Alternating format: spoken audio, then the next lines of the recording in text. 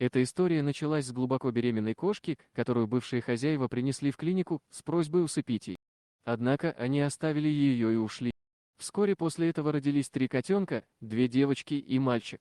Волонтерам сообщили об этом случае и дали срок, всего сутки, чтобы забрать питомцев, иначе их жизнь была бы прервана еще до того, как они начали жить. В то же время решили сохранить жизнь кошки-матери, которая получила имя Кассандра. Начались настоящие поиски временного приюта. Главное было найти место как можно скорее, а не где именно. Вскоре был найден подходящий временный приют, и питомцы были перевезены туда. Кассандра, мама-кошка, оказалась очень умной. Она понимала, что они живут в доме на птичьих правах, и старалась не доставлять временным хозяевам лишних хлопот. Вскоре временные хозяева попросили забрать всю семью, так как они уезжали в командировку в другой город. Тогда пришлось взять на себя ответственность одной из волонтерок, хотя у нее дома был недавно карантин по поводу лишая. Малышей разместили в отдельной комнате. Постепенно, когда котята подросли и научились самостоятельно есть и ходить в лоток, котятам стали подыскивать новые дома.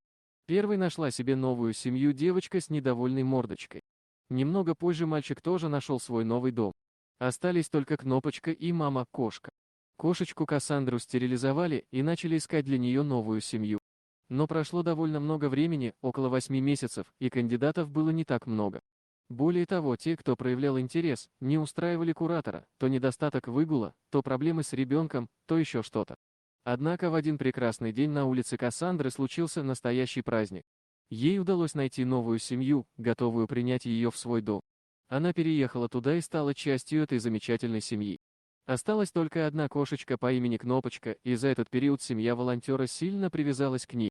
Они приняли решение оставить ее у себя, чтобы она стала 5-й хвостатой членом семьи.